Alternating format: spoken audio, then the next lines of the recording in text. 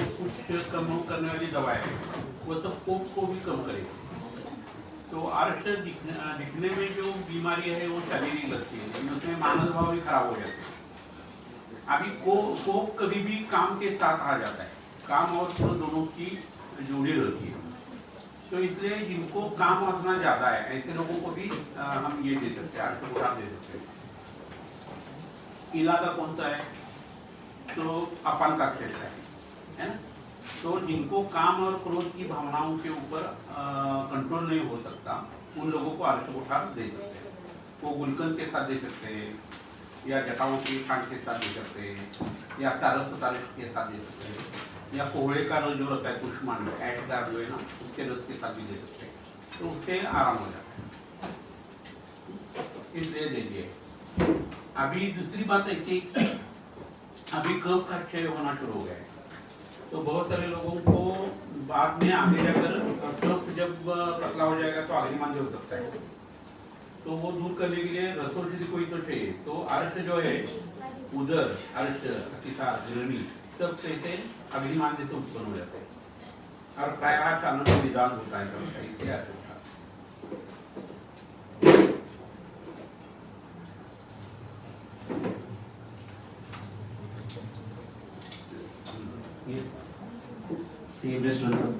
Nipple रिट्रॅक्टेड होतं, लेप वगैरे लावल्यानंतर ते निप्पल वगैरे बाहेर निघाले सर सर्व. पण अस्थिविकृतचा लेप लावल्यावर थोडंसं नरम पण आहे त्याच्यामध्ये. अस्थिविकृती लेप नाही नरम पण आहे सर, टेन्स पण होता.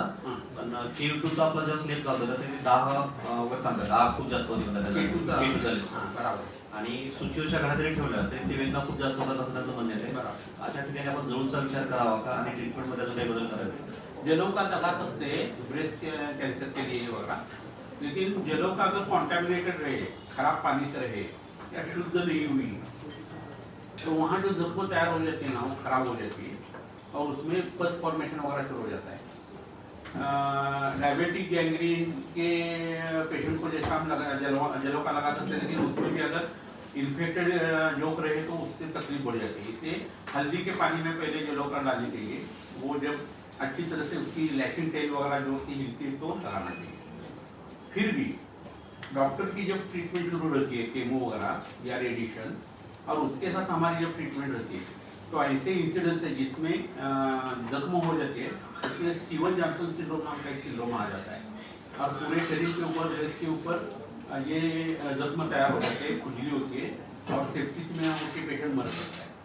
तो एज पर एज पॉसिबल जो पेशेंट बहुत मैलिग्नेंट सिचुएशन में उनका जीवन चल रहा है उनमें दवाओं की वजह से जो कुछ प्रॉब्लम आती है वो नहीं आनी। फिर भी अगर लगाने से फायदा होने वाला है तो पहले पस फॉर्मेशन करने वाली चीज़ें सब बंद होनी चाहिए। कर्ड बंद, चावल बंद, बिस्किट वगैरह नहीं खाना है, मैदा नहीं खाना है, दोपहर का सोना नहीं है, नॉनवेज वगैरह खाना नहीं है। ऐसा करके अगर लगा दिया जाए तो कोई बात नहीं, लेकिन एज पर एज आप मत लगाना, क्योंकि उसमें अगर जख्म हो गई मैलिग्नेंट वुंड में तो उसमें मैगेट्स अक्सर होते हैं जो कंट्री साइड के पेशेंट होते हैं, तो क्योंकि वहाँ हाइजीनिक कंडीशन अच्छी नहीं रहती तो कीटक वगैरह जो रहते हैं ना वो अंडे वगैरह डाल देते हैं और बहुत गंदी सिचुएशन हो जाती है। और ये कीटक जो है ना आप बिलीव नहीं करेंगे इतनी जल्दी अंडे दे देते हैं।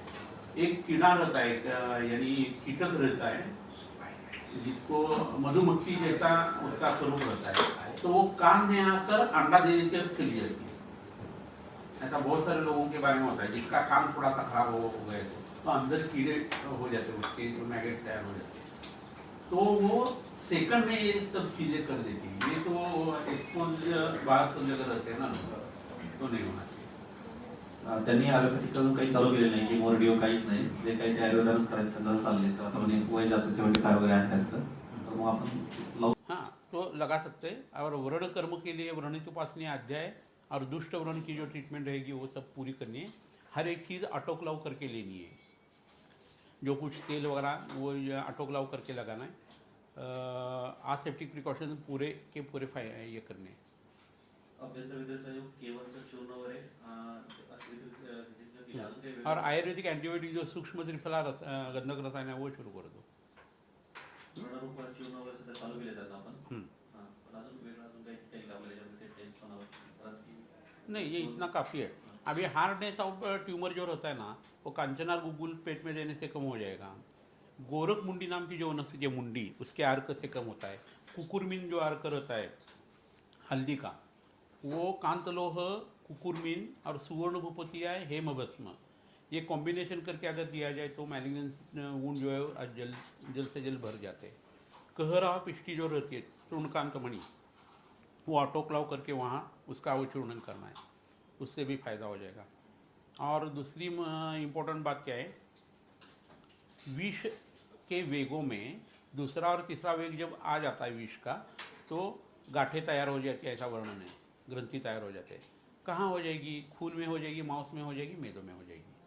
तो मैलिग्नेंसी एक चीज़ ऐसी रहती है कि जो हम पेट में अलग अलग चीज़ें जाती है। समझो हमने कोई भी सॉफ्ट ड्रिंक पी लिया, तो वो तैयार करते वक्त उसमें जो पानी आ जाता है उसमें कीटकनाशक रहते हैं, पेस्टिसाइड, इंसेक्टिसाइड वगैरह रहते हैं। उसका छोटा सा अंश भी पेट में गया तो उससे मैलिग्नेंसी हो जाती है।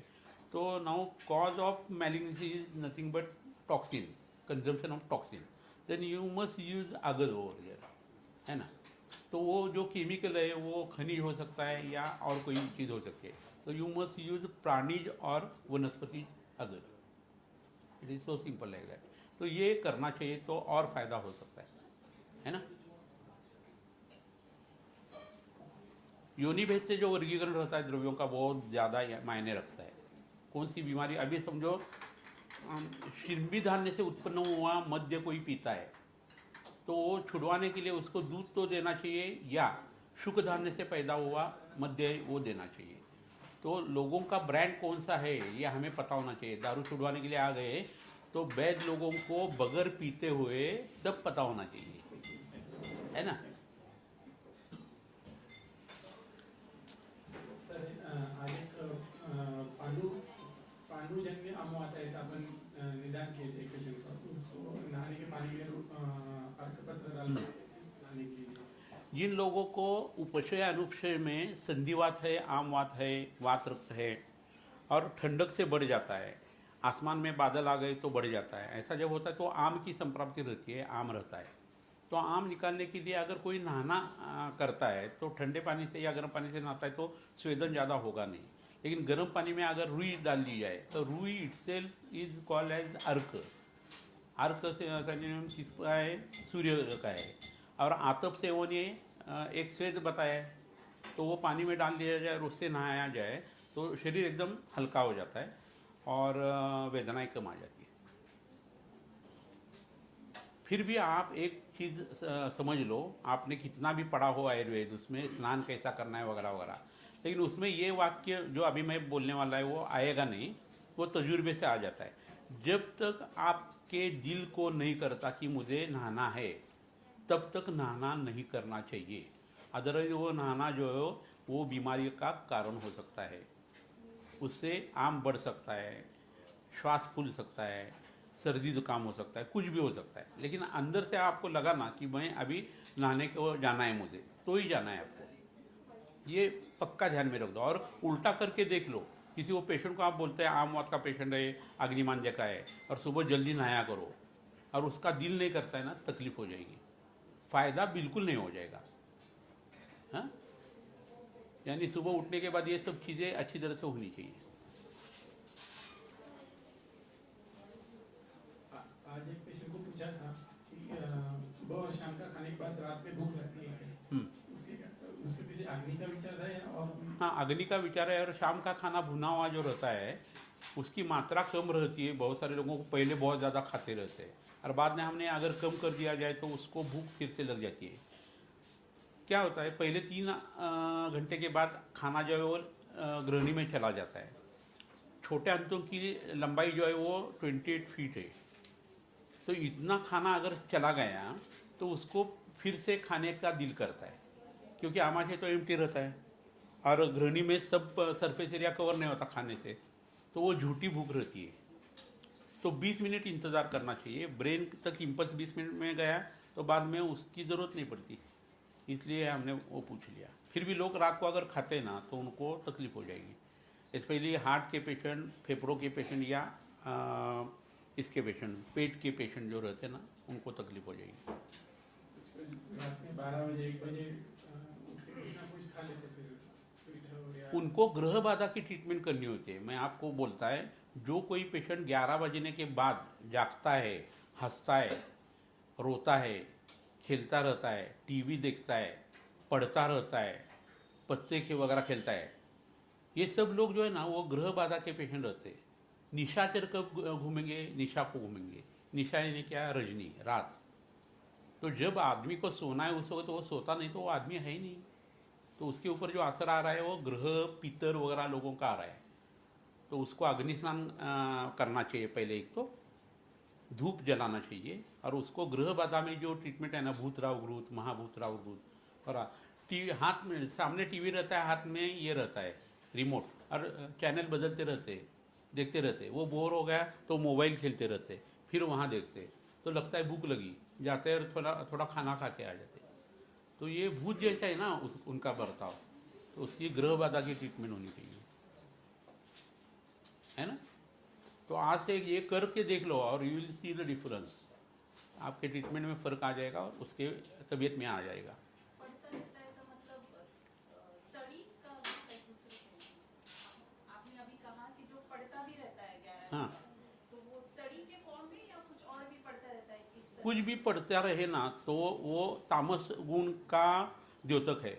रात सोने के लिए रहती है, दिन काम करने के लिए रहता है, ब्राह्मी मुहूर्त साधना के लिए रहता है ना। तो उस वक्त वो होना चाहिए। हाँ हाँ, तो सब ग्रह बाधा के लोग हैं। स्टडी तो रात को करना ही नहीं है, स्टडी तो ब्राह्म मुहूर्त के ऊपर उठकर ही करना है, तो ध्यान में आ जाएगा। जो रटना है ना वो सुबह को ही रटना चाहिए, कफ के काल में। शाम को अगर करते हैं, रात को करते हैं तो तामस गुण बढ़ जाएगा। ज्ञान प्राप्त करना है तो ज्ञान क्या है? लघु और प्रकाशक है।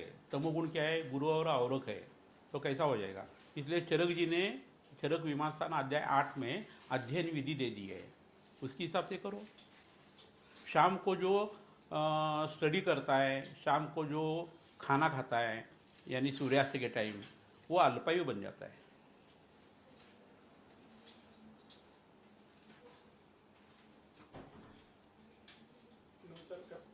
9 साल का बच्चा है, फित्र का रोग नहीं हो। हाँ, उसके नाक, ओठ और ये छाती पे भी उसको फित्र है, और पैर पर भी है।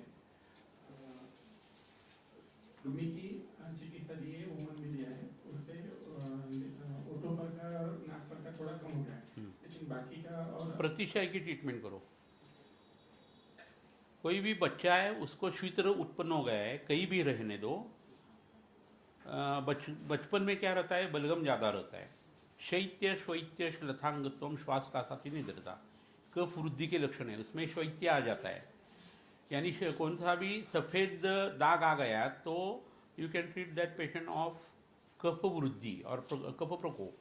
तो आप कफ प्रकोप की ट्रीटमेंट करें, प्रतिशय की करें, तो उससे क्या हो जाएगा? रक्त भी अच्छा हो जाएगा। प्रतिशय की ट्रीटमेंट तो ऊर्ध्वजत्र चीज़ है, तो रक्त अच्छा हो जाएगा, पित्त अच्छा हो जाएगा, भ्राजक पित्त अच्छा हो जाएगा, और ये दाग जो धब्बे वो मिटना भी शुरू हो जाएगा। तो प्रतिशय की ट्रीटमेंट आप करो।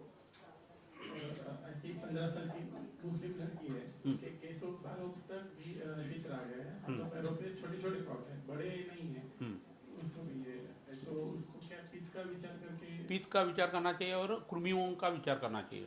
गोश्त जो ज़्यादा खाते हैं, जिनके कंसन मैरिजेस हो जाते हैं, अत्ते मामे भावन जिसको बोलते हैं ना, वो अगर हो गए तो उसमें ये बीमारियां ज़्यादा आ जाती है।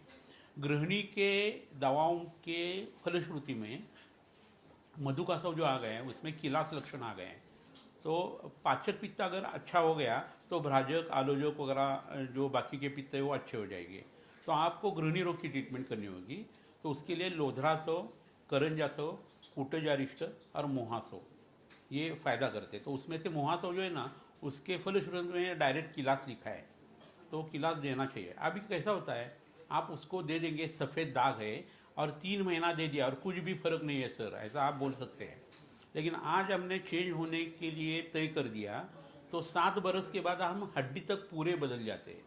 तो 3 महीने का जो फैसला है उसके लिए पूरता नहीं, उसके लिए आपको और कोशिश करनी चाहिए। आप लेते रहना लेते रहना लेते रहना, तो आपके मन में एक दूसरा इक्वेशन तैयार हो जाता है।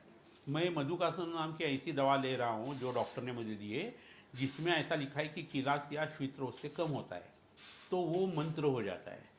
वो सोचता रहता है कि मुझे इससे फ़ायदा होने वाला है, आज नहीं तो कल हो जाएगा, और धीरे धीरे उसका माइंड से जो है ना वैसा डोमिनेट होता जाएगा। और माइंड जब इतना पॉजिटिव और डोमिनेट होता है ना, तो एंटीजन एंटीबॉडी जो रिएक्शन रहती है ना वो भी कम होना शुरू हो जाता है, एंटीबॉडी नष्ट हो जाती है, मेलानिन सिक्रीशन शुरू हो जाता है, और धीरे धीरे पेशेंट अच्छे हो जाते हैं। ये तपश्चर्या है भाई। और कोई भी पाप कर्म या शरीर का आदि या व्याधि, मन की या शरीर की बीमारी, ये हमारा जो भोग है या प्रारब्ध है वो नष्ट कौन करेगा? एक तो गुरुजी करेंगे, प्राणायाम करेंगे, मंत्र चिकित्सा करेगी, पंचगव्य का सेवन हो जाएगा तो उससे हो जाएगा, या आप जो कुछ चीज़ें आपने की है उसके लिए आप पंचकर्म करते तो आपके शरीर को क्लेश देते हैं आप, तो क्लेश देना ये क्या है? प्रायश्चित है। कृष्ण चांद्रायण वर्त रोगा जैसा बताया वैसा उसका असर आ जाता है। ड्रास्टिक क्लिनजिंग प्रोसेस बोलते हैं पंचकर्म को फॉरिनर्स। तो उससे आपका शरीर जो है वो अलग तरीके से रिफॉर्म होना शुरू हो जाएगा। तो ये सब चीज़ें दोनों तरीके से आपको सोचनी होगी, और हर एक चीज़ के बारे में ये आजकल सोच इम्पोर्टेंट है। बाहर के एजेंसीज का कितना असर आ गया है।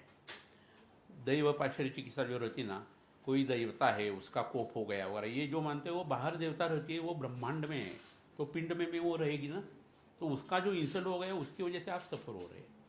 हंटेड हाउसेस में रह जाना, या वास्तु पूजा नहीं की जाती है, या पूजा अर्चा जहाँ नहीं होती है, ऐसी जगह आप रहते हैं, शमशान के ऊपर आपने घर बांधा है, तो आप सफ़र होगे, आपके एस्ट्रल बॉडी के ऊपर उसका असर रहेगा।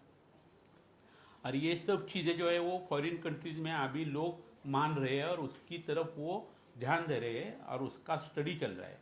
उसको न्यूरो स्यूडो साइको एंडोक्राइनोलॉजी बोलते हैं। और वो 50 बरस के बाद वहाँ से घूम के हमारे माथे के ऊपर आ जाएगा, तो लोग मानेंगे बाहर, इंडियन लोग, ऐसा हो जाएगा। कर्णबाधिरेचे भरपूर मुलांमध्ये पण आता कॉमनली दिसतंय सध्या, म्हणजे खूप मुलांमध्ये कर्णबाधिरे लक्षण येत राहिले, पण याच्यामध्ये आपल्याला काय वेगळा विचार असं करावा लागेल? पहली बात यानी हेडफोन लगाकर जो सुनते रहते ना, और उसमें ये नोट आ जाती है, कृपया ये गाना जो है वो हेडफोन लगा के सुन लो। हेडफोन लगाना यानी बाहर का जो टावर होता है ना इमारत के ऊपर, वो कान में डालने जैसा है, इतना उसकी फ्रीक्वेंसी ज़्यादा काम करती है।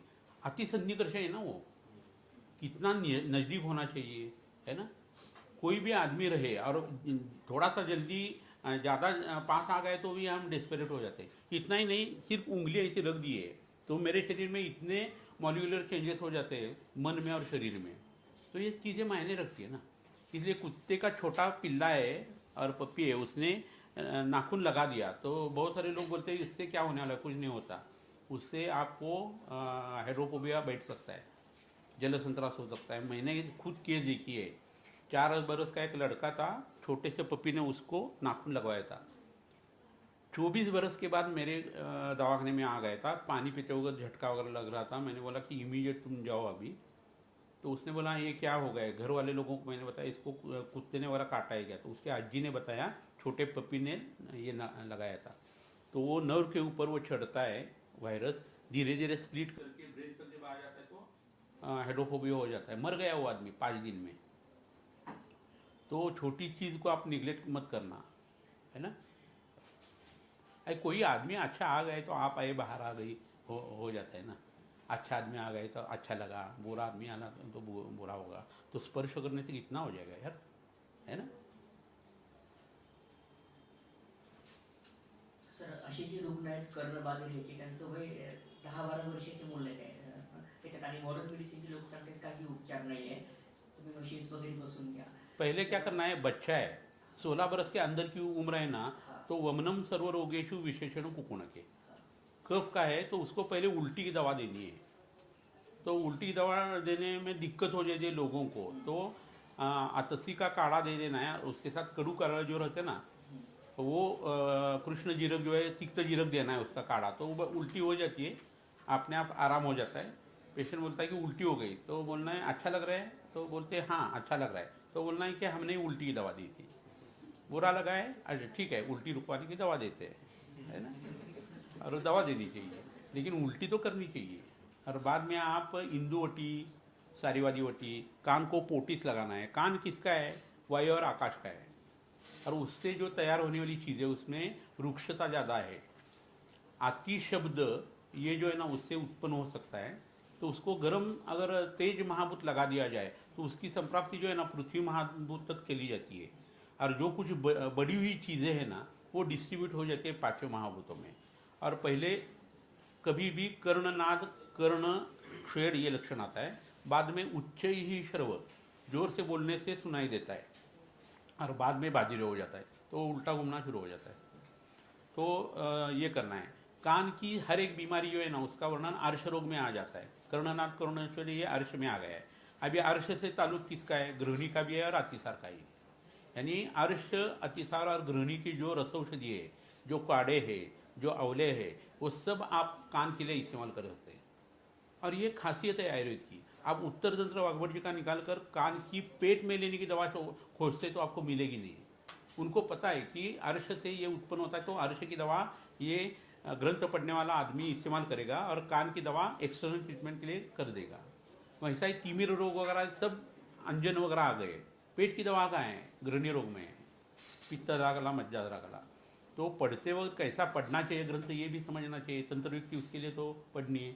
तो हमें क्या करना होगा? अर्श, अतिसार, गृहिणी से भैषय रत्नावली से आप कल्प निकालो, रसतंत्र सार से निकालो, कोई कहाँ से भी निकालो और वो इस्तेमाल करो। और उसके साथ आपको कान की जो दवाएं ना हो वो पोटिस वगैरह करनी है। तो दोनों मिलके जो असर आ जाएगा वो पूरा आ जाएगा, है ना।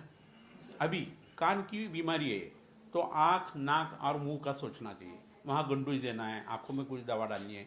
यूस्टेशन ट्यूब, अभी एक बच्ची आ गई थी, देखो उसका कान खराब है और गंदी बू आती है। तो कान की ट्रीटमेंट पूतीकरण से करने से कुछ फायदा नहीं है, पक्का है। छोटी बच्ची एक कुर्मी है, बार बार कुर्मी की वजह से गला खराब हो जाता है, यूस्टेशन ट्यूब का प्रॉब्लम है, उससे बैड ब्रीथ है और उसका एक असर जो है उसके कान के ऊपर आ रहा है। तो अभी हमें कंठ रोग की ट्रीटमेंट करनी है, कुर्मी की करनी है। डायरेक्ट कान को काय के लिए आप ट्रीटमेंट देते? वहाँ अगर कुछ रहे भी तो भी उसका पूरा असर नहीं आने वाला। उसका रूट कॉज निकालो, पेट अच्छा कर दो, पेट के कृमि नष्ट कर दो, उसका गले के ऊपर अच्छा असर दे दो, गला अच्छा कर दो और बाद में कान अच्छा कर दो, तो पूरी ट्रीटमेंट हो जाएगी, है ना। पेशेंट कुछ भी बोलने दो, पेशेंट संडास की जगह कुछ उसको तकलीफ हो रही है वो बोलता है मूलव्याध है। और जो कोई डॉक्टर उठ कर पेशेंट को देखता नहीं ना, वो अर्श कुठार वगैरह दवा देता रहता है, वहाँ फिस्टुला रहता है या अर्शोभगंदर रहता है, तो ट्रीटमेंट हो ही नहीं सकती। तो कभी भी आलस से जो है ना पेशेंट, कितना भी आप तजुर्बा आपका आ गया, 40-50 बरस का प्रैक्टिस भी हो गया ना, तो दर्शन स्पर्शन प्रश्न ही परिचेता तो रोगिणम, ये चरक जी का कहना बराबर है। चरक जी ने ऐसा बताया है, वैसे ये जो है applied for below 40 of age, ऐसा कुछ लिखा है वहाँ? नहीं, 70 बरस का रहे तो भी देना ही है, करना ही है। तो यूनिवर्सल चीज़ें वो आपको भूलनी नहीं है, उससे दवाओं के ऊपर असर आ जाएगा, है ना। मस्तिष्क रोगातले लेप आणि जलोदमोचन करू शकतो का सर? आणि मस्तिष्क रोगाची ट्रीटमेंट कर्णविकार करू शकतो? अगर समझो ऑडिटरी नर्व की अट्रोफी हो गई या इसका ब्लड सप्लाई कम है, तो शंख प्रदय जो है वहाँ आप जलों का लगाओ, अग्निकर्म सोने की सिलाई से करो। शिरो ब्रह्म के जो ये मर्म है उसके आजू बाजू, मर्म के ऊपर नहीं, विद्ध कर्म कर दो। और मस्तिष्क इटसेल्फ इज मज्जा, तो मज्जा बढ़ाने के लिए आपको जो दवा देनी है वो ब्रेन एट्रोफी का जो फॉर्मुलेशन है, यानी शतावरी, अश्वगंधा, सुवर्णगरिक वगैरह का जो योग है वो दे दो। और उसके साथ पित्त जरा कला का विरेचन उपक्रम कर दो, जलों का लगा दो। तो मज्जा तंतु का प्रॉब्लम अगर सॉल्व करना है तो खून अच्छा करना होगा। खून अच्छा हो गया तो पित्त अच्छा हो जाएगा, पित्त अच्छा हो गया तो मज्जा जरा कला अच्छी हो जाएगी। मज्जा जरा कला अच्छी है और आपका खाने में अगर ड्राई फ्रूट जैसी चीज़ आप दे रहे तो मज्जा भी अच्छी हो जाएगी, है ना।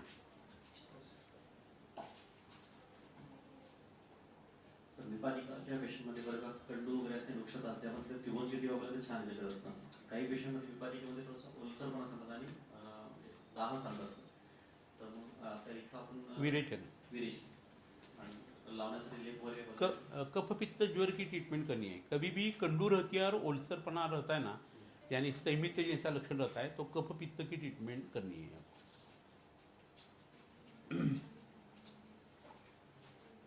सर सहज आपण खूप पेशंटला नारळाच्या राखचा वापर खूप केला आज प्रत्येक पेशंटला, म्हणजे नारळाचे राख यासाठी सांगितली होती ना,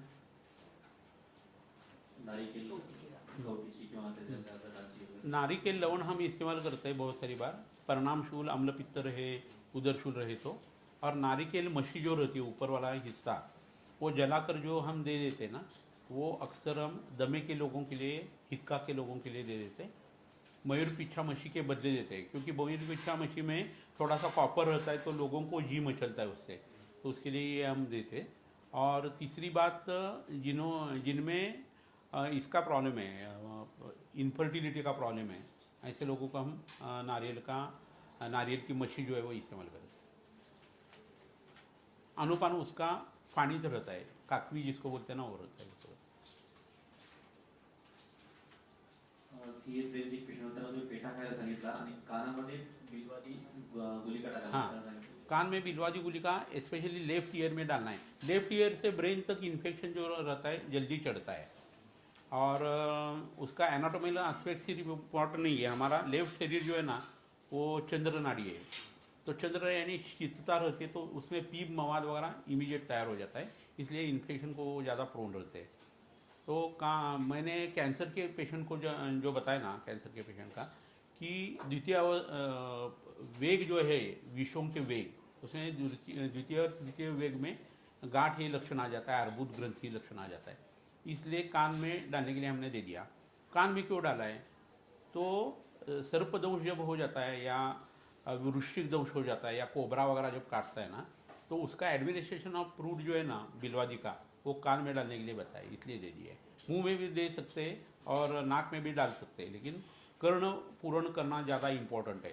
कान ऑर्गन जो है वो वायु और आकाश से बनता है, वायु और आकाश से वात दोष बनता है, और वायु विभजती बताया है। तो शरीर में मल्टीप्लिकेशन जो मैलिग्नेंसी का होता है, या उसका कॉलोनी जो तैयार हो जाता है, या मेटास्टेसिस हो जाता है, उससे रुकता है, इसलिए देते हैं।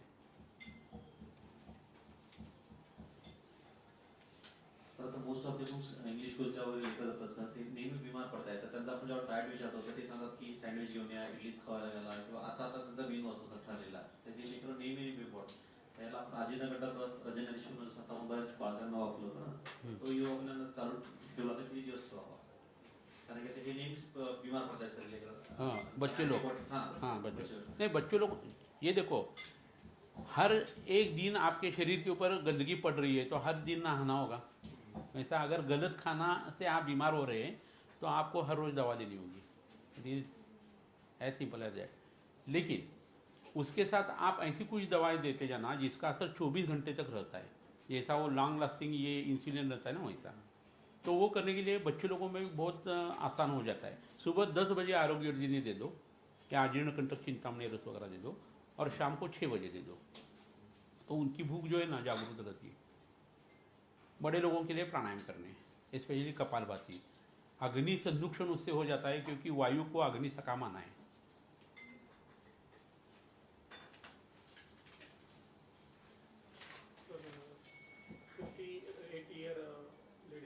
हम्म 68 ईयर लेडी थी, उसको कि अब्डोमिनल पेन था बहुत सारा, अंगमर्द ज्वर के लक्षण थे, पेट में दर्द था, पैर में खिंचावट थी, ज्वर के लक्षण थे, अरुचि थी।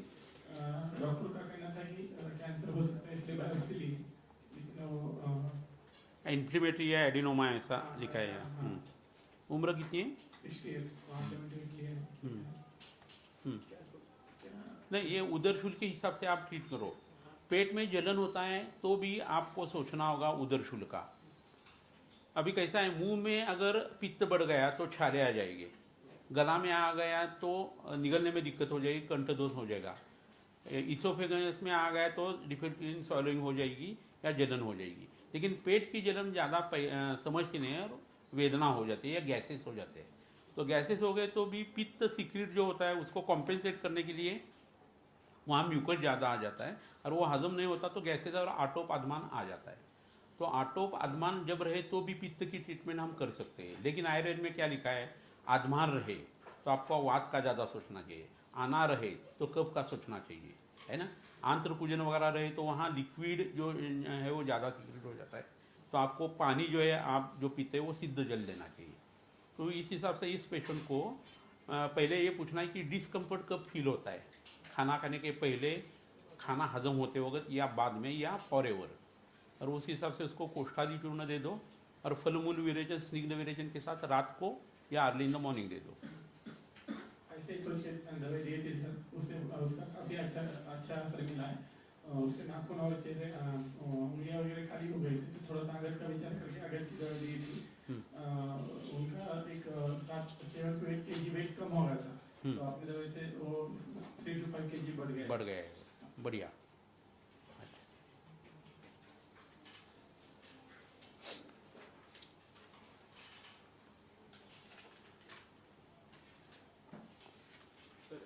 एक ईयर के लिए बच्ची है, उसको लिवर सिस्ट का प्रॉब्लम है। डॉक्टर ने ऑपरेट के लिए बताया उसके लिवर फंक्शन पूरा डिस्टर्ब हुआ था, एजिबिलिटी लेवल बहुत बढ़ गए थे, मतली वगैरह थी। अभी खाना वगैरह तो उसको अच्छे तरीके से जा रहा है, लेकिन वो सिस्ट की साइज उतनी ही रहती है उसमें। तो पहली बात, सिस्ट जब लीवर में रहते हैं तो किडनी में नहीं ना देखना है, और घर में दूसरे लोगों को पूछना है, क्योंकि पॉलीसिस्टिक को ओवरी और जैसे रहते हैं वैसे किडनी या लीवर भी रह सकता है। इसमें तो खुद इसको ही प्रॉब्लम लग रहा है। ऑपरेट करने से फ़ायदा हो सकता है, लेकिन इससे बड़ी चेरी सिंड्रोम नाम का एक ये आ जाता है, सिम्टम आ जाता है, तो वो दिक्कतें देता है। अगर प्रेशर लीवर का बढ़ गया है ना, तो अवरोधात्मक संप्राप्ति हो रहती है। तो इसको ऑपरेशन करने के पहले आप आयुर्वेदिक दवा जो है ना, वो उदर रोग जो है उसके हिसाब से दे दो।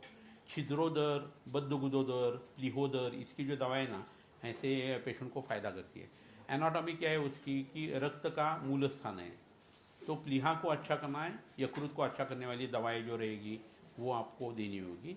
और यकृत के सिस्ट का जो फॉर्मूला है हमारे पास, पारिजातक के बीज, कज्जली वगैरह, पद्मकाष्ठ, ऐसी चीज़ें उसमें कुछ तो आ गई है, वो दवा इसको इस्तेमाल कर सकते हैं।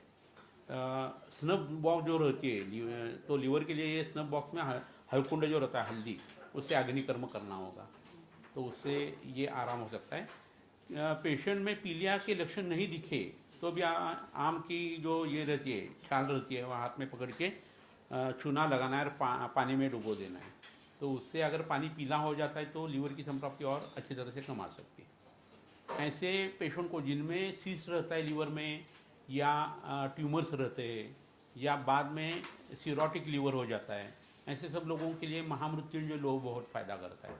उसमें ताड़ के मूल वगैरह जो है ना इस्तेमाल किए गए, तो वो कल्प इसके लिए रसाबर गुगुल और महामृत्युंजय लोह देकर देख लेना।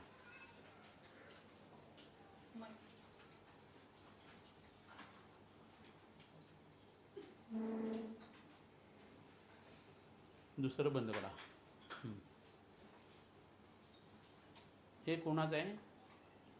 हां, सर 54 इयर्सचा मेन पेशंट आहे, 72 जी वजन आहे त्याचं। 2 महिन्यापूर्वी माझ्याकडे आलेलं, त्यावेळेस रक्तवर्णी पुरळ आणि अल्प कंडू होतं संपूर्ण शरीरावर, मुख दौर्गंध्य, मल दौर्गंध्य, शरीर दुर्गंधी, गॅसेस, हे सगळं कंप्लेंट।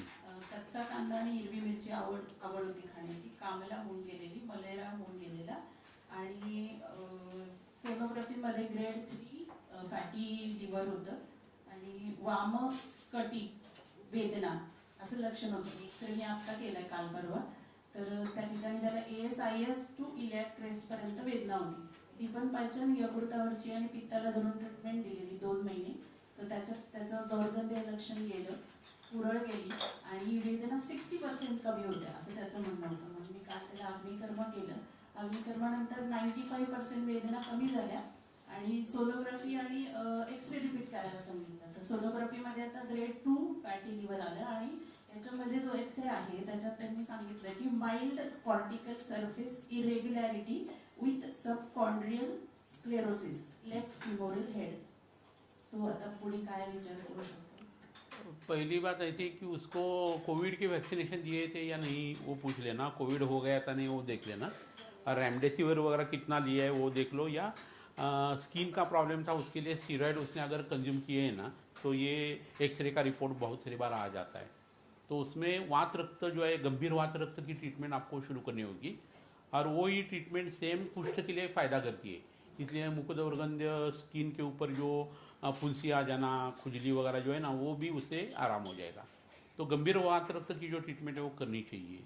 उसमें पहली बात जलोकावचारण, दूसरा षष्टिक पिंड स्वेद करना है और लगाने के लिए पिंड तेल देना है, पिंड तेल।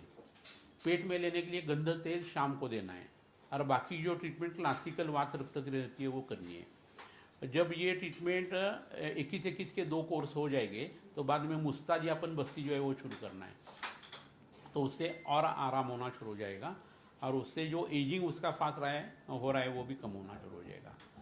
उसके साथ अग्निकर्म, जलोकावचरण और विद्ध कर्म, ये जैसा लगेगा वैसा इस्तेमाल करना चाहिए।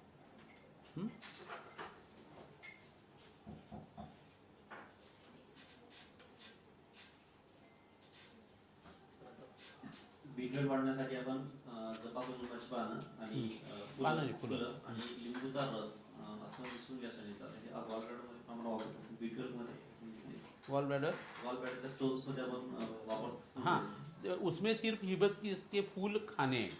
4-5 अगर फूल लाल रंग के कोई वॉल ब्लैडर स्टोन का पेशेंट खाता है ना, तो उसको वो पथरी गलने में मदद हो जाती है। और उसमें लेमन जूस डालकर पानी में तैयार करके जब दे देते तो लीवर में B12 जो है ना वो आकर रुकना शुरू हो जाता है। बड़े अंतों में वो तैयार होता है फीकल मैटर से बैक्टीरिया की क्रिया होकर, और वो लीवर में जम जाता है। तो ये हो सकता है। या दोपहर को क्या करना है, ये लेना है, दही लेना है थोड़ा सा और चावल, और दोनों मिक्स करके, छोटी कटोरी रहती है ना उतना मिक्स करके रखना है दोपहर को 2 बजे, और शाम को 6 बजे जब वो खट्टा हो जाएगा वो खाना है। तो उससे जो प्रोबायोटिक एक्शन आ जाती है ना, उससे बड़े अंतों में जो मैल है उसके ऊपर बैक्टीरिया का असर अच्छा होता है, और वहाँ B12 तैयार होना शुरू हो जाता है। ये B12 क्यों इतना कम हो रहा है आजकल? तो खाने में जो चीज़ें रहती है उसमें विष द्रव्य बहुत सारे आ गए। फूड हेक्सिन नाम का एक चीज़ है, तो वो खाने में डालते हैं, उससे वो पेट के जंतु जो है नष्ट हो जाते हैं। हम सुबह को जो टूथपेस्ट इस्तेमाल करते हैं उसमें केमिकल्स रहते हैं, तो हमारी लार जो है वो ख़राब हो जाती है, वो हम सॉलो कर देते हैं। हाथ धोते हैं साबुन लगाकर, फिर से हाथ धोकर बाद में खाना खाते हैं, साबुन के अंश रह जाते हैं वो पेट में चले जाते हैं। लीफी वेजिटेबल्स खाते हैं तो उसके ऊपर वो ये रहता है, कीटकनाशक वगैरह रहता है। तो उस सब का असर हमारे पेट के ऊपर इतना आता है कि पेट में जो अच्छी चीज़ें हैं वो भी खराब हो जाती है, उसकी वजह से आदमी बीमार हो जाता है।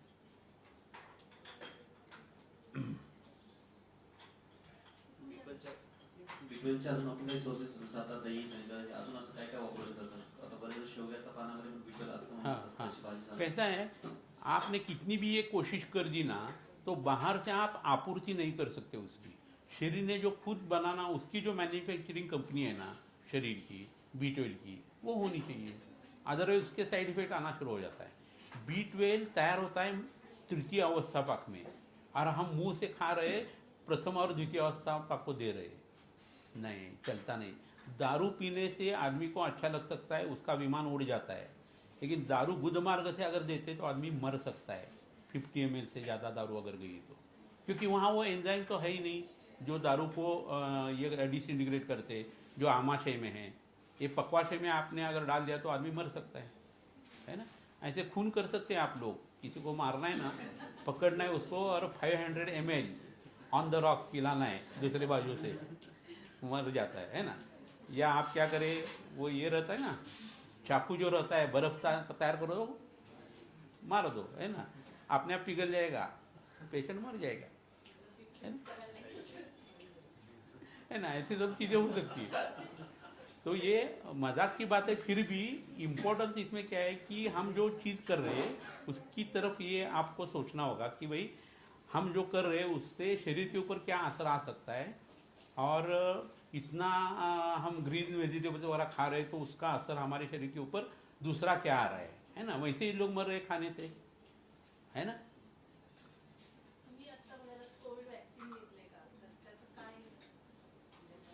कोविड वैक्सीन जिन्होंने ले ली है ना, उनमें खून जो है वो गाढ़ा बनने की संप्राप्ति ज़्यादा हो जाती है, और वो अगर हो गया तो आगे जाकर क्या हो जाएगा कि शरीर में रक्त से तैयार होने वाला आगे वाला धातु जो है वो मांस है ना। तो मांस के उसका गंदा असर आ गया, धातु ही धातुवार की न्याय से रस धातु के ऊपर उसका असर आ जाएगा। ये दोनों अगर खराब हो जाते तो पोषण करने वाली जो चीज़ आगे मेद की तरफ जाएगी, अस्थि की तरफ जाएगी, वो होगी नहीं, और उससे हड्डियों में विकृति आना शुरू हो जाएगा। प्लस रक्त में कफ बढ़ गया तो खुजली और बढ़ जाएगी, सरक्त मेद खराब हो जाएगा और छोटे इसके ऊपर भी असर आ जाएगा, है ना। आता पण हे जे एक्सरे होता याला आघाताचा इतिहास असेल तर त्याची शक्यता कितपत असते? हाँ, आघात से तो भी हो सकता है, लेकिन बाकी के सिम्टम्स तो आएंगे नहीं ना आघात से। सिर्फ कमर की हड्डी में जो प्रॉब्लम है वो आ जाएगी, बाकी की जगह नहीं आ जाएगा वो, है ना।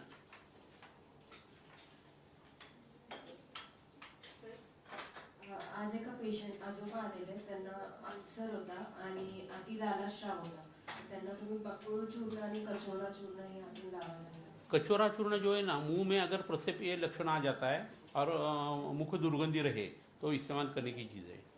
या समुद्र फेन, सेंधा नमक जो रहता है वो, और कोयले की राख एक साथ मिलाकर मुंह को अगर लगा दिया जाए तो अति प्रक्षेप जो होता है वो कम हो जाता है उससे, तो इस्तेमाल कर सकते हैं। तो वो दे दिया। ऐसा क्यों किया है, तो हर रोज 400 ml सलाइवा हम सॉलो करते रहते हैं तो पेट खराब हो जाता है उसका। बहुत सारे लोगों को ऐसा होता ना कि खाना भूख लगी हुई रहती है और खाना तैयार करते वक्त या दूसरे को जब वो ये सर्व करते रहते तब तक उनकी भूख चली जाती है। ऐसा क्यों होता है, तो भूख लग गई है, दूसरे को खाना दे रहे, खाना का गंध रूप सब उसको मिल रहा है लेकिन वो खा नहीं रहा है, तो शरीर में जो इसकी प्रवर्तन हो जाएगा स्रावों का, वो क्या करेंगे, वो लिक्विफाई करेंगे, लिक्विड ही रहते हैं वो, तो अग्नि को वो कम कर देते हैं, तो भूख कम हो जाती है। ऐसे बहुत सारे लोगों का होता है। इसलिए बीच में किसी ने तो पूछा था कि दूसरों को सर्व करते हुए अगर हमारी भूख मर जाती है ऐसा कैसा हो सकता है, इस वजह से हो सकता है। मुंह में लार आ जाती है, आप पी लेते हैं, पेट में जो स्राव है वो बढ़ जाते हैं और आप खाना नहीं खाते, तो उसमें कफ के गुण ज़्यादा रहते तो क्या करेगा, अग्नि को मार देगा, डाइल्यूट करेगा, है ना। इसलिए जब भूख लगे तो खाना खाना ही चाहिए, जब पेट साफ होने की भावना हो गई तो पेट साफ होना चाहिए। शेंगदाणा भिजवून खायला सांगितलं सर, 2 पेशंट्सला। हाँ, मूंगफली जब भिगोकर हम खाते हैं और उसका कोम निकाल कर जब खाते हैं ना तो पित्त बढ़ता नहीं द्रव गुण से, और शरीर में WBC काउंट अच्छी तरह से बढ़ सकता है, RBC भी अच्छे हो जाते हैं, ये आधुनिक शास्त्र का कहना है। और जिन औरतों के शरीर में ये ज़्यादा रहता है, प्रोलैक्टिन ज़्यादा रहता है और उनको ब्रेस्ट में से सिक्रीशन होते हैं, उसकी वजह से बच्चे नहीं होते, ऐसे औरतों को उससे बच्चे हो जाते हैं। इसके लिए भी एज अ ट्रीटमेंट हम वो दे देते हैं। अदरवाइज प्रोलैक्टिन कम करना बहुत मुश्किल रहता है, लेकिन ये सिंपल सी चीज़ है जिससे ये काम हो सकता है।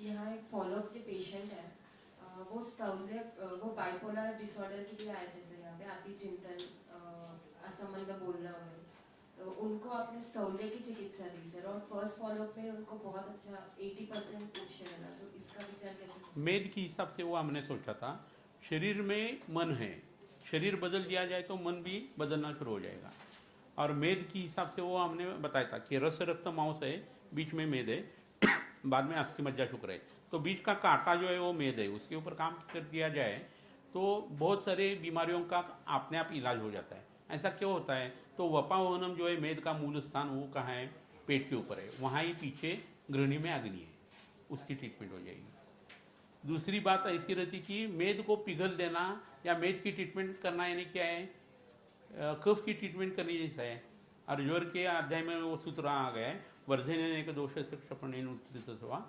कफस्थानानु पूर्व्यावा, तो कफ स्टैंड्स फॉर दोष है, लेकिन कफ दोष के धातु कौन से, तो शुक्र है, मज्जा है, मेद है, रस है, तो उसकी ट्रीटमेंट हो जाती है। तो कफ की ट्रीटमेंट हमने कर दी, कफ कम हो गया और अग्नि के ऊपर उसका जो असर आ गया तो कम हो गया और भूख लगना शुरू हो गया, भूख अच्छी हो गई तो ग्रहणी अच्छी हो गई, पित्त जरा कला अच्छी हो गई तो ब्रेन के न्यूरोट्रांसमीटर अच्छे हो गए, इसलिए स्थौल्य की ट्रीटमेंट फायदा करती है। और यही नहीं, इसके लिए आप पंचकर्म कर सकते हैं। पंचकर्म ये लंघन के प्रकारों में आ गया है। लंघन यानी सिर्फ फास्टिंग ऐसा मतलब नहीं है, जिससे कर्षण होकर कफ में द्वारा कम होते हैं उसको लंघन बोलते हैं। तो पंचकर्म हर एक जो है वो लंघन है, और उसका असर इसलिए कोई भी बाइपोलर डिसऑर्डर रहे, मेनिया रहे, फोबिया रहे, डिमेंशिया रहे, ये सब जो चीज़ें हैं ना, उनमें वमन वेरिएशन देने से बहुत ज़्यादा फायदा होता है। सिजोफ्रेनिया तो वमन वेरिएशन से बहुत ज़्यादा कंट्रोल में आ जाता है।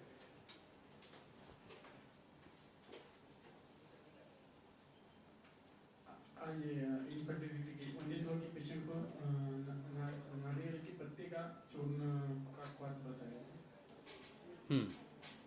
वो डॉक्टर आए थे, 2 डॉक्टर आए थे, उनको बाकी 2 बार उनको IVF हो गया, लेकिन वो सक्सेसफुल नहीं हुआ। तो एंडोमेट्रियल टॉक्सिसिटी एक उसका कारण था, और दूसरा कारण उम्र जो है वो अभी 35 वगैरह है, तो अभी वो एल्डरली प्राइमी जैसा रहता है ना, वैसा हो रहा है।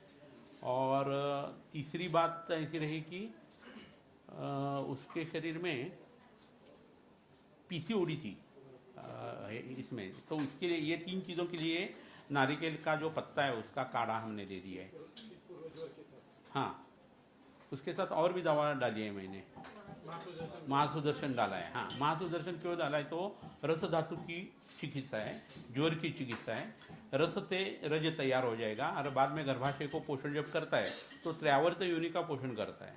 त्रैवर्त योनि में बीज ग्रंथि भी आ जाते हैं, तो बीज ग्रंथि की विकृतियाँ इससे नष्ट होने के लिए वो हमने दे दिया है। कल्परु ओटी भरण नाम का जो प्रकार रहता है, महाराष्ट्र में वो ज़्यादा पाया जाता है। नारियल रहते, केला दे देते, ये पूर्ण फल है, तो उसकी वजह से हम वो दे देते, तो उससे फलों फूलों वगैरह जो बोलते हैं ना, आशीर्वाद देते हैं ना, उसके लिए ये फल इस्तेमाल किए गए, तो उसका काढ़ा हमने उसके लिए दे दिया है। अभी आयुर्वेद का निदान अलग रहता है। अभी ये देखो कि उपप्लुता योनि आपको जो बताया ना, उसमें योनि को सूजन आ जाती है, ऐसा शब्द है। तो योनि हम जब कोई चीज़ मानते हैं तो वजाइना ऐसा उसका ट्रांसलेशन होता है, वो गलत है।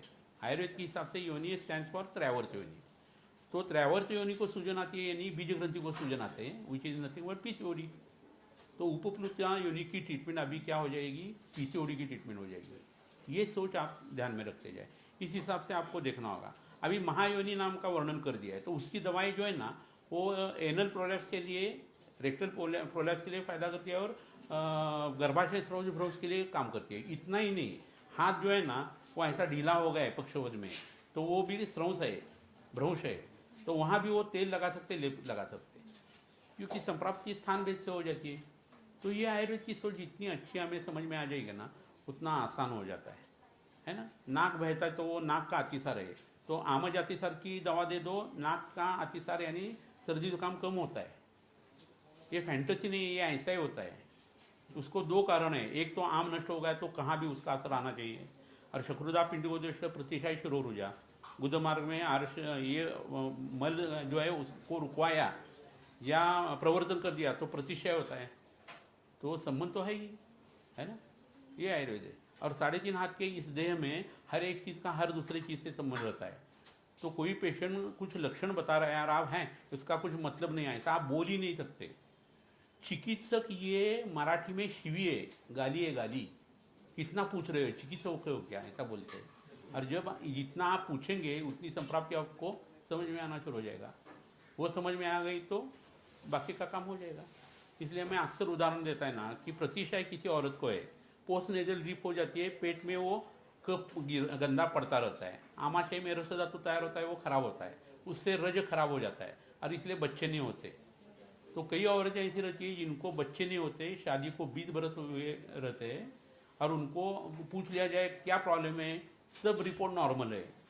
तो तकलीफ दूसरी क्या है, प्रतिशय है। प्रतिशय बंद कर दो, पोस्ट नेजल ड्रिप बंद हो जाएगी, रस धातु अच्छा हो जाएगा, और बच्चे हो जाते हैं। यानी प्रतिशय से बच्चे नहीं होते। ये गायनेकोलॉजी सोचेगा, हो ही नहीं सकता। उसको क्या समझता है, उतना ही ऑर्गन। ऑप्थोलॉजिस्ट आँख है ना, कार्डियोलॉजिस्ट हार्ट, ऐसा कभी रहता है? ये सब एक शरीर में है भाई, है ना। इसलिए आयुर्वेद में बताया कि काय बाल ग्रहोर्ध्वांग शल्य दंष्टा जरावशान एक समास में बताया, है ना। वो हर एक का दूसरे से संबंध है। हाँ, त्रैवर्त योनि जो आयुर्वेद में बताया, एक्सटर्नल वजाइनल कैनाल, बीच का सर्विक्स, ऊपर फंडस, दोनों फेलोपियन ट्यूब्स, बीज ग्रंथि, है ना।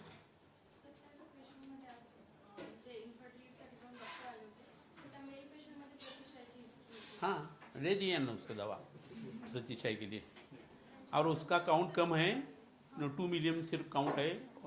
ये अच्छा नहीं है, मोटिलिटी भी अच्छी नहीं है। त्यांची संप्राप्ती पण आपण तशीच विचार करू हाँ, शकतो. हाँ, प्रश्न नहीं। वहाँ सिर्फ रस धातु से शुक्र तैयार हो जाएगा, रज नहीं, क्योंकि वो ऑर्गन ही नहीं। लेकिन शुक्र के ऊपर असर आ जाएगा क्योंकि रस्या पिछले में होता, और कफ के सब गुण शुक्र में होने चाहिए, है ना।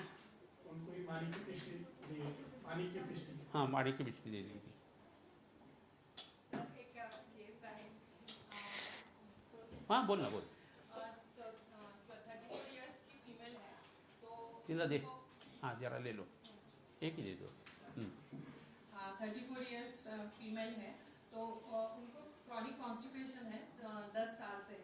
तो उनका कहना है कि मल प्रवृत्ति रोज होती है लेकिन स्टोन हार्ट स्टोन होती है छोटी और कम मात्रा में होती है, खड़े मुड़ा से होता है।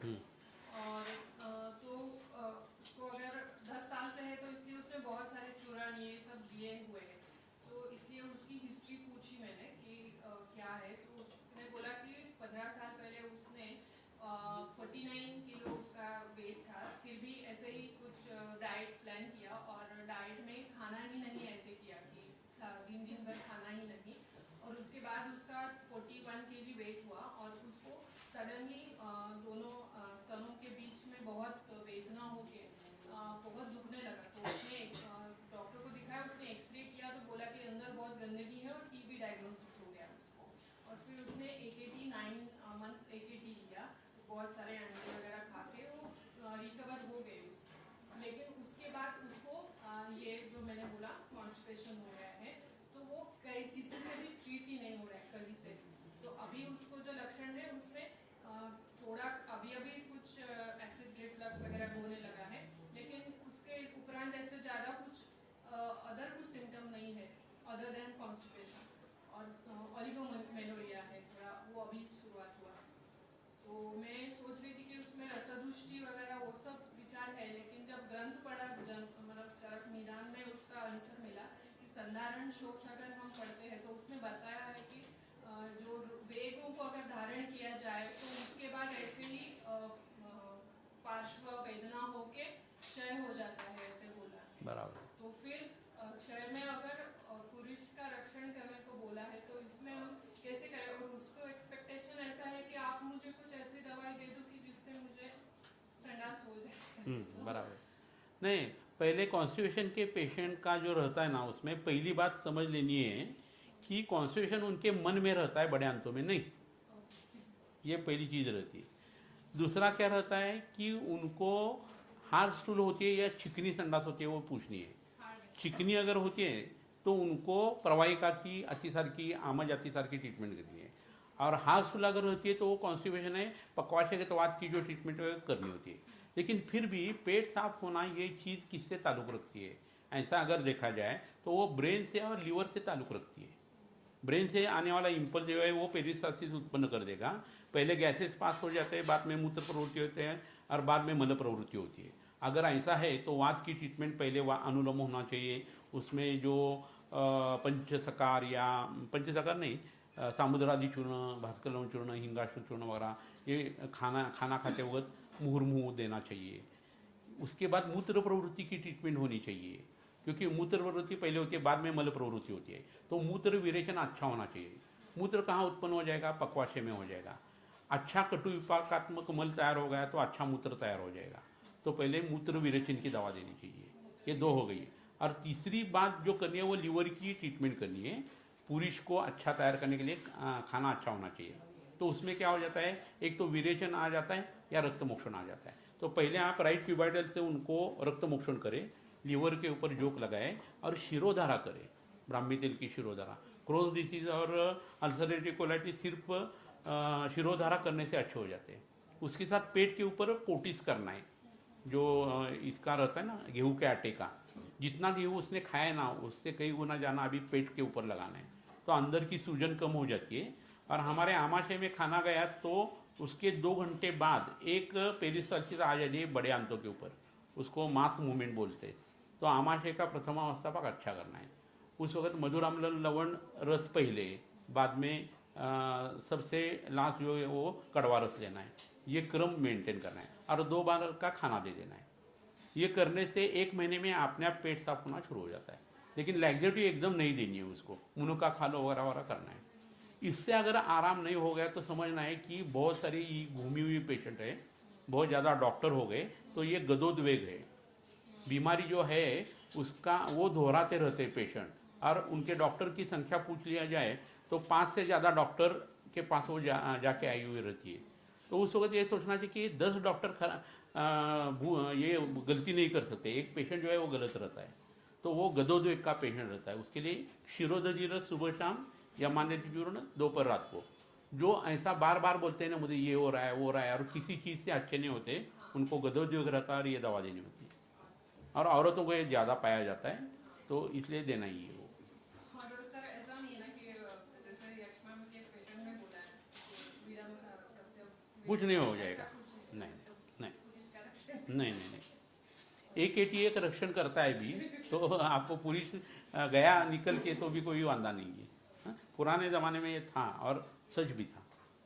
तर टीव्ही लेक्चरमध्ये जीर्णज्वर एक कारण तुम्ही सांगितलं होतं मला हम्म. वाटतं, ताप उरलेला असतो बऱ्याच जणांच्या. बराबर है। हट्टी ज्वर का काढ़ा नाम का एक काढ़ा है, जीर्ण ज्वर का काढ़ा, तो वो घी डालकर अगर दिया जाए तो बहुत सारे लोगों को पहले दिन से ही अच्छा लगना शुरू हो जाता है, रुक्ष तेज कम हो जाता है, ज्वर की ट्रीटमेंट होती है, मन संताप ज्वर का लक्षण बताइए, इसलिए मन अच्छा हो जाता है, भूख अच्छी लग जाती है और सिम्टम कम आना शुरू हो जाता है।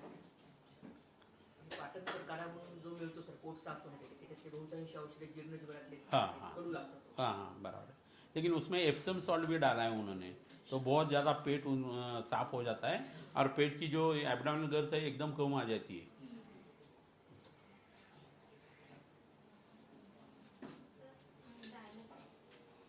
और एक 10 मिनट बोलेंगे। हाँ सर डायलिसिस के कार्य जो हम रक्त मोक्षण के पूर्व कर बोलते हैं, तो उसमें सिर्फ स्नेह स्वेदन इंक्लूडेड है, कुछ और भी करना है? हाँ, स्नेहन करना है, स्वेदन करना है, पेट में जो स्नेह देना है वो अवपीड़क स्नेह देना है। जिनको डायलिसिस करना है उनको खाना खाने के पहले और खाना हजम होने के बाद देना है।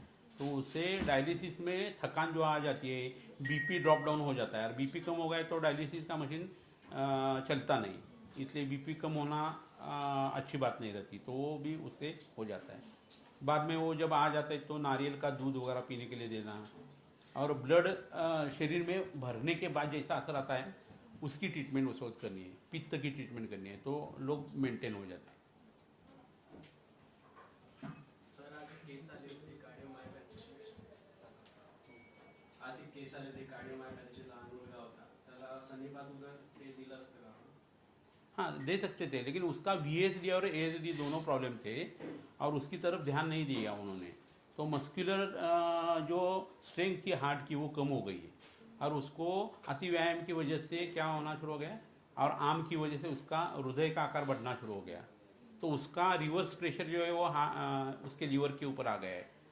लीवर के बाकी की जो चीज़ें हैं ना उसमें हिपैटोजुगुलर रिफ्लेक्स उसको है, अभी पेट भी बड़ा हो गया और सब शरीर में वाटर रिटेंशन है, और कितना भी यूरिन होने के बाद वो कम नहीं हो रहा है, तो उसमें पेरिकार्डाइटिस भी है, अभी फेफड़ों में भी थोड़ा थोड़ा पानी है और कार्डियोमेगाली है, तो उसका किडनी का फंक्शन एक्टिवेट करना है और ब्रेन को अच्छी तरह से काम करने के लिए दवाई देनी है, तो हार्ट उसका नॉर्मल हो जाएगा।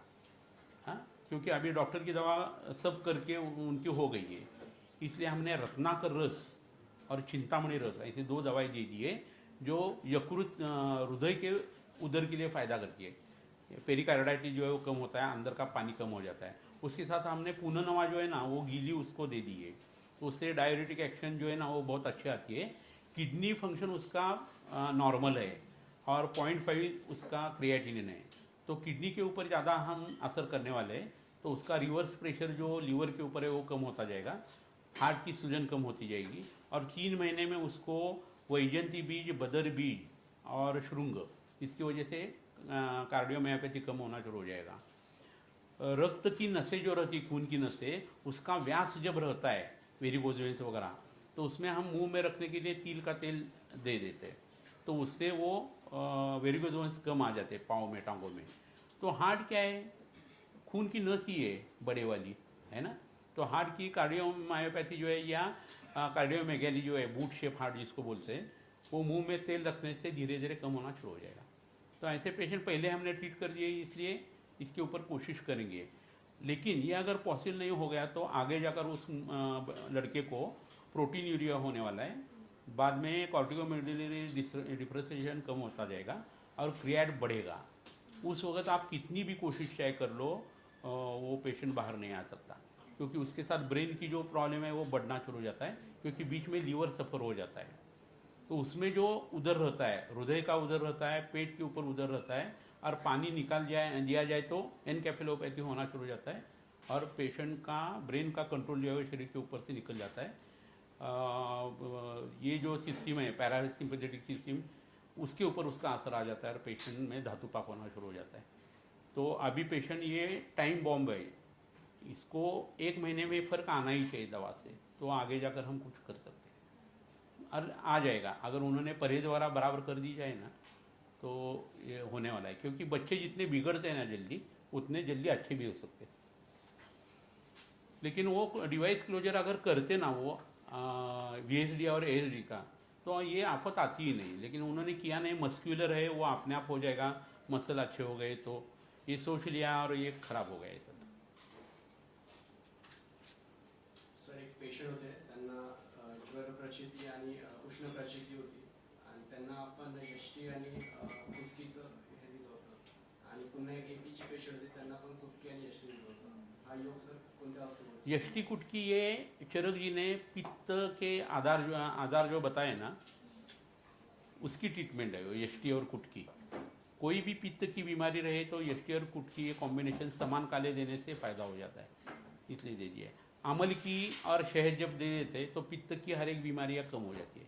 तो पेट साफ होने के लिए रात को अमल की और मध हमने उस डॉक्टर को प्री मैच्योर इजैकुलेशन जिनको होता है उनको भी दे दिया है। ये शुक्र धातु जो यूरिन में से बाहर जाता है, ऐसे जो पुरुष कंप्लेन करते हैं ना, तो वो शुक्र धातु नहीं रहता, सेमिनल वेसल का फ्लूइड या प्रोस्टेट का सिक्रेशन रहता है। तो लाला में की ट्रीटमेंट भी उसको फ़ायदा करती है। इन लोगों का पहले क्या करना है, मिठाई मलाई खाना बंद कर देना है। वो बहुत ज़्यादा पेड़ा बर्फ़ी मलाई रबड़ी खाते हैं, वो बंद। उसके बाद उनका पेट साफ करना है। तो हरित किसे कर सकते हैं ना, कर सकते हैं, लेकिन उससे शुक्र क्षय हो जाएगा। लेकिन अमल की वृक्ष है और पेट साफ करिए, और उसके साथ क्षेत्र शोधक है, शोषक है, यानी हाइड्रोस्कोपिक है, तो उसका असर हमने शहद के साथ ले लिया है, तो उससे पेट साफ हो जाएगा। ऐसा वो प्लानिंग कर दिया। कुछ दिनों पहले हमने ऑन कॉल एक कॉम्बिनेशन बताया था, हरित की पिपली सैंडॉक शुंठी वचा, हाँ, कॉम्बिनेशन आपने बताया था, तो वो किस रीजन से पेशेंट के लिए था? हरित की कुटकी, हरित की आंवला सैंडॉक शुंठी वचा हड़द पिपली वायरलम, इसका कॉम्बिनेशन परसों मैंने जो लिया वो रसायन सेवन जो इस दिन में करते हैं ना, तो उसके लिए पेट साफ होने की दवा है वो। हरित की नाम चूर्णानी पिपली मरीचानी, वो रसायन अध्याय जो है वो अकबर जी का, उसमें पहले वो पुराण शकृत निर्हरण करने के लिए बताया है। उसके साथ यवागो लेनी होती है, 3, 5 या 7 दिन वो कल्प लेना है, और बाद में पेट शुद्ध हो गया तो बाद में रसायन सेवन करना है। गंदा कपड़ा है तो उसके ऊपर कलर अगर लगाया तो अच्छी तरह से बैठता नहीं, वो धोना पड़ता है, अच्छा साफ करना होता है, बाद में कलरिंग कर सकते हैं। वैसा शरीर में अगर मल पड़ा हुआ है और आप रसायन खाते हैं तो उसका रसायन असर आता नहीं। तो आपको शरीर को शुद्ध करना होगा। वो शुद्ध करने के लिए हरित की, पिपली, विलंग वगैरह सब आ गए, जैगरी वगैरह, और उससे पेट साफ हो जाएगा और ये उसका काम हो जाएगा। लेकिन उसमें वचा वगैरह जो है ना, कल्प वो उन्होंने लिखा है पुराण शकृत निर्हरणार्थ, लेकिन उससे उल्टियाँ इतनी गलत होती है, इतनी गंदी होती है ना, पूछो मत। हमने दोनों ने शादी होने के बाद इमीडिएट ले लिया था, रसायन सेवन करना है ऐसा। शादी को 2 महीने हो गए थे और हमने वो दवा ले ली रात को, तो उसकी उल्टी शुरू हो गई उनको। तो आजू बाजू के लोग बोले अच्छी बात है, अच्छी खबर है। बाद में हमें भी उल्टी, तो बोले ये क्या है, ऐसा हो गया। तो बाद में उल्टी रुकवाने के लिए हमने दवा दे दी। तो उससे सिर्फ पेट साफ होता नहीं, उसमें हरित की है और पिपली है, पिपली है, विडंग है और वच्छा है, और तीनों वमनों पर और वमन करने वाले हैं। इतने जोरदार उल्टी होती है ना, यानी पुरुष बचेगा ही नहीं ना, वो जाएगा नहीं नीचे, कुछ उल्टी से सब निकल जाएगा। तो पुराण सकृत निहरण ये बात की बात है, पहले पूरी तैयारी नहीं होता। सर हमारे लास्ट लेक्चर से कुछ क्वेश्चंस आए थे कमेंट्स में। एक वैद्य गंगाधर हैं, उन्होंने ये पूछा है कि how to manage vesico ureteric junction calculi 8 mm with severe pain, और अलग अलग टाइप्स की जो अश्मरियां होती है उसमें डिफरेंशिएशन कैसे करना चाहिए। और अगर जैसे बस्ती का हम विचार करते हैं तो बॉडी एनाटॉमी जो रहती है आयुर्वेदिक, उसके अकॉर्डिंगली हम अलग अलग बस्तियों का विचार किया जा सकता है। पहली बात ऐसी कि आप अश्मरी का निदान अश्मरी मत करो, पहले स्वतंत्र और परतंत्र है, ऐसा अश्मरी सोचना चाहिए आपको। अश्मरी ये कफज अर्श में भी अश्मरी ये लक्षण आ जाता है। ऐसे बहुत सारी पक्वाशयगत वात है, उसमें अश्मरी लक्षण आ गए हैं। तो ऐसी बहुत सारी बीमारियाँ हैं जिनमें अश्मरी ये लक्षण हो सकता है। तो आप सुश्रु चरक के बदले वाग्भट निकाले और सूत्र स्थान से उत्तर तंत्र तक अश्मरी शब्द सिर्फ जो है वो चूज करो और वहाँ का एड्रेस वगैरह लिखते जाना, तो अश्मरी का निदान मिल जाएगा। किससे अश्मरी पैदा होती है, किस पानी से होती है, किस पानी से चली जाती है, उसका रूप क्या रहता है, पूर्व रूप, स्वतंत्र, परतंत्र, अवलेय, सब मिल जाएगा। वहाँ आपका पेशेंट कहाँ बैठता है वो आपको सोचना होगा, और ये सोचने के बाद आपको पता चल जाएगा कि आपके पेशेंट की अश्मरी है स्वतंत्र या परतंत्र है। पेशेंट बोलता है दिखता है इसलिए आप उसको अश्मरी मत मानो। तो बहुत सारी बार ऐसा होता है कि कफज अर्श रहे तो उसकी ट्रीटमेंट करने से अश्मरी गल जाएगी, अदरवाइज कितना भी चंद्रप्रभा दे दो, सिस्टोन दे दो और कुछ दे दो, कुछ नहीं होने वाला। अगर कोई आदमी के पीठ में हड्डियों में मुर्दूस यानी रिकेट जैसी संप्राप्ति है, which is analogous with fuck विकार, और वो बच्चा है वो और मिट्टी खा रहा है, तो मृत भक्षणजन्य पांडु है और उसकी वजह से अश्मरी है। तो अश्मरी की ट्रीटमेंट करने से वहाँ अश्मरी गलती नहीं, वो तैयारी होती रहती है। आपको मृत भक्षणजन्य पांडु अच्छा करना होगा, तो ये आप सोच रखते जाना। अभी बस्ती के बारे में जो बताया है वो इस हिसाब से ही करो। अगर पांडु रहे तो बस्ती देने की जरूरी नहीं, लघु होमन से काम हो जाएगा। लेकिन पक्वाशयगत वात है और उसकी वजह से अश्मरी हो रही है और बार बार हो रही है, तो आपको बस्ती का सोचना होगा, है ना। अभी हड्डी में वात रक्त है और उसके साथ पथरी है, तो आपको वात रक्त पहले अगर है तो वात रक्त का पहले सोचना है, बाद में अश्मरी का सोचना है। हो सकता है कि कैशोर गुग्गुड़ और वात रक्तांत रस देने से अश्मरी गल जाए, तो आपकी ट्रीटमेंट वहाँ ये होनी चाहिए। प्लस मुस्तादी अपन बस्ती वहाँ काम करेगा, जो अश्मरी के लिए एकदम डायरेक्ट कभी हम इस्तेमाल नहीं करते। किसी को वात व्याधि है और आसना वृषादि और आसना मूलादि बस्ती आ गए तो स्रोतोरज ये लक्षण आ जाता है, अश्मरी की वजह से हो सकता है, उस वक्त उसकी वात व्याधि ये बीमारी रहेगी।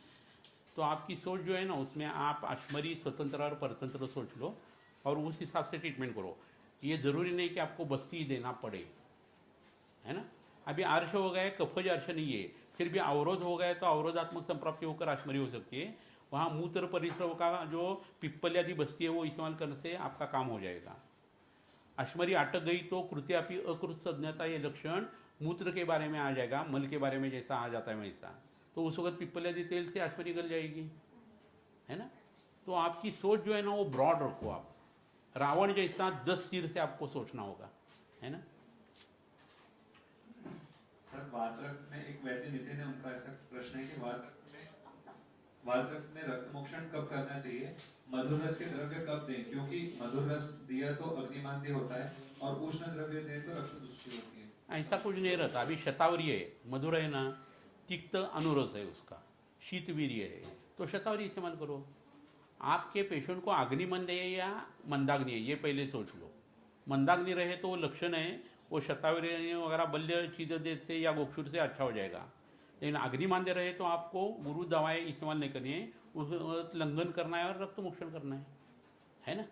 तो ये चीज़ें जो रहती है ना उसका आंसर कब मैं अच्छी तरह से दे सकूँगा, जब मुझे आपका पेशेंट सामने दिखता है तो, क्योंकि उसका पूर्व प्रधान, पूर्व व्याधिवृत्त, वर्तमान व्याधिवृत्त ये सब समझ में आ गए तो दवा चूज करने में आसानी हो जाएगी।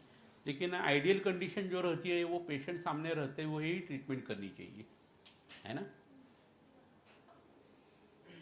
जीन जॉइंट ज्वर की कंडीशन में रोगी को कैसे समझे और उसकी हिस्ट्री लेते समय क्या क्या पूछे, ऐसा वैद्य गौरव शर्मा पूछे। हाँ, कोई भी पेशेंट आपके पास अभी आ जाता है ना तो वो आइबुजेसिक, CPM, पैरासीटामोल वगैरह लेता ही है ज्वर के लिए बचपन से, तो आम पड़ा हुआ रहता है, सिर्फ पर्स्पिरेशन हो जाता है because of allopathic medicine, antipyretic जो देते हैं उससे, लेकिन रस में, रक्त में, मांस में आम पड़ा हुआ रहता है।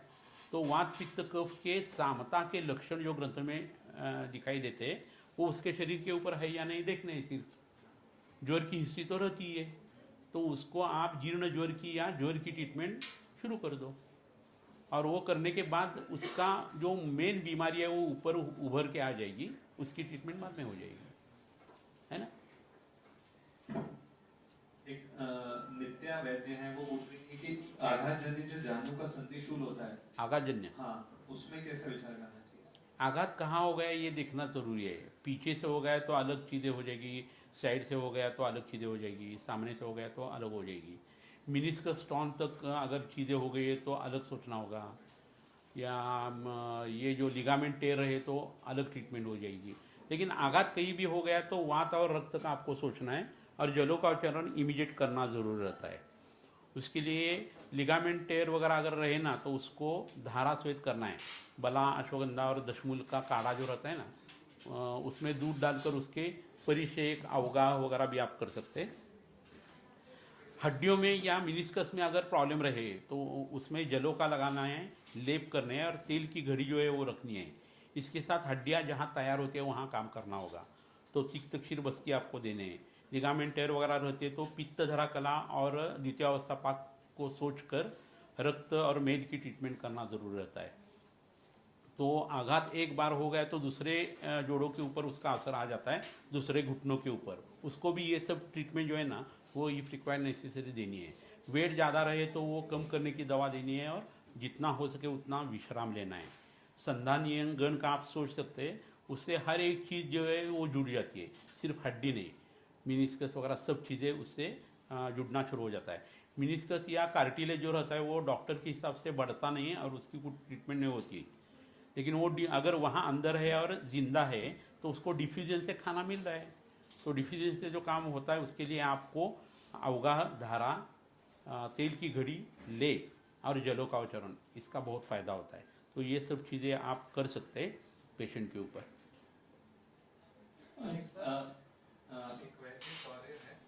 वैद्य शौर्य ये पूछना चाहते हैं कि 32 इयर्स फीमेल है और उनको aortic valve stenosis with severe regurgitation है, तो उनकी एक 5 इयर्स की फीमेल चाइल्ड ऑलरेडी है, तो उसमें नेक्स्ट प्रेगनेंसी के लिए जाना चाहिए या नहीं जाना चाहिए, उसमें कितना रिस्क है? मम्मी को है एओर्टिक वॉल्व स्टेनोसिस हो सकता है। अभी ये देखो शौर्य जी कि रक्त की नसें किससे तैयार होती है। आयुर्वेद में शुद्ध और अशुद्ध ऐसा कुछ बताया नहीं रक्तों के बारे में, है ना। शुद्ध रक्त यानी अच्छा विशुद्ध रक्त पुरुष बताया है, लेकिन सिराएं जो है उससे किससे तैयार हो जाती है, मेद का मृदुपाक से तैयार हो जाएगी और रक्त से सिराएं तैयार हो जाएगी। उसमें अगर स्टेनोसिस आ जाता है वो संकोच है जो वात के प्रकोप का लक्षण बताया है। तो आपको वहाँ व्यास उत्पन्न करना है या नॉर्मल करना है। तो आपको क्या सोचना होगा, रक्त और मेद में जो कुछ वात की वृद्धि हो गई उसका सोचना होगा। तो रक्त और मेद में जो वात बढ़ता है उसके लिए विरेचन और निरूह बस्ती बताया है। आप उसको रक्त पाचक दे दो, पटोल, सारिवा, मुस्ता, पाठा कटोरी दे दो, और मेद का पाचन जो है ना किरातामृता, चंदनम, विश्व भेषजम, ये दे दो। तो उससे क्या हो जाएगा, इसमें जो स्निग्ध दवाएं है वो क्या करेगी, वहाँ स्नेहन करेगी और वहाँ का संकोच जो है वो कम कर देगी। तो आगे जाकर उसको बच्चे वगैरह हो सकते हैं, एक। और दूसरा, शरीर कॉम्पेंसेट करता रहता है, बीमारी रहे और बच्चा बढ़ रहा है तो बच्चा बढ़ना चाहिए, ये शरीर की सोच रहती है। स्टेनोसिस के ऊपर वो अदरवाइज इफेक्ट जो है वो लेना शुरू कर देता है। उस वक्त आपको सिर्फ बस उसको मदद करनी है। तो ये करने से ये आराम हो जाएगा। अभी रक्त का मूल स्थान क्या है, यकृत। तो यकृत की ट्रीटमेंट, पीलिया की ट्रीटमेंट जो है वो जो सिराएं अच्छा करने के लिए काम आती है वो करनी है। मेदो रोग जिसमें मेद खराब है, मेदावृत वात है, उसकी ट्रीटमेंट आपको लगानी है। तो आप स्टेनोसिस का विचार मत करो, आप ओरिजिनल आयुर्वेदिक विचार करना शुरू कर दो, जो रक्त से ताल्लुक रखता है, मेद से रखता है, रक्त का मूल स्थान और मेद का मूल स्थान है उसके हिसाब से। तो ये काम होना शुरू हो जाएगा। सर, एक केदार जोशी वैद्य हैं, वो ये पूछना चाहते हैं कि आजकल गर्भिणी अवस्था में आयुर्वेद में तो व्यायाम वर्ज्य बताया है, लेकिन आजकल सब जिम जाते हैं, वेट लिफ्टिंग करते हैं, हैवी एक्सरसाइज करते हैं जो गर्भिणी है वो, और ये कितना योग्य है और बच्चे पर इसका कैसा परिणाम है? गर्भ किससे नष्ट होता है, इसके यहाँ जो शब्द बताए उसमें अति व्यायाम, आयासम, भारम, प्रावरणम, गुरु, अकाल, जागर, स्वप्न, कठिनोत्कटासन, ऐसा बताया है। तो अति व्यायाम तो वर्ज्य है। व्यायाम करना अर्धशक्ति किया तो कोई वादा नहीं, उसमें भी डीप ब्रीदिंग एक्सरसाइज और स्ट्रेचिंग होना चाहिए। लाल रंग के कपड़े नहीं पहनने वगैरह जो बताए वो होना चाहिए। अति व्यायाम नहीं कर सकते। और खाना आपका नेचुरल है तो आप हेवी एक्सरसाइज वगैरह जो है यानी अर्धशक्ति से थोड़ा ज़्यादा कर सकते हैं। आप खाएंगे पिज़्ज़ा, बर्गर, पाव भाजी और आप जिम में जाते हैं और वहाँ पानी वगैरह पी लेते हैं बाद में, या अंडा खा लेते हैं, तो ये गलत है। गर्भ के ऊपर आपके ऊपर भी उसका असर गंदा आने वाला है। ये नहीं करना चाहिए, सोच समझ कर करना चाहिए। किसी किसी को उसका फ़ायदा हो सकता है। जो अल्पचल संधि है कमर में वगैरह लंबोसैक्रल रीजन में, वो फैल सकता है और डिलीवरी नॉर्मल होने के लिए फ़ायदा हो सकता है ना। लास्ट सवाल। सर, सहचरादी तेल और दशमूल तेल की बस्ती का अलग अलग कब विचार करते हैं? दशमूल जो है वात कफ जो संप्राप्ति नष्ट करने वाली चीज़ है। तो बहुत सारे पेशेंट को जिनको बस्ती देने हैं उनको तिल तेल और दशमूल काढ़े का बस्ती लगा सकते हैं। पहले आम पाचन होना चाहिए, स्नेहन स्वेदन होना चाहिए, बीमारी वात की, वात कफ की या कफवात की होनी चाहिए, और आवश्यकता 40 वर्ष के आगे ही पेशेंट लोगों को वात का प्रकोप जब होना शुरू हो जाता है तो उस वक्त ये दे सकते हैं, चाहे बीमारी कौन सी भी हो, है ना। सहचरादि तेल ये अधोभाग हर द्रव्य है, यानी सहचर जो है कमर के नीचे वाले चीज़ों के ऊपर असर करता है। चलने की जो प्रॉब्लम है, रुद्रसिवात है, जोड़ों का दर्द है, एडी का दर्द है, उसके लिए वो ज़्यादा फायदा करने वाला है। सहचर तेल जो है ना उसके गुणधर्म आपको मिल जाएगा, उसकी वनस्पतियाँ जो है ना वो देखने से मेन जो है वो सहचर है, तो वो पढ़ने के बाद आपको रसवीर्य विभाग से ही पता चल जाएगा क्या क्या करना चाहिए, है ना। आता विश्वात्मके देवे येणे वाग्यज्ञे तोषावे तोषो नीमद द्यावे पसाय दान हे जे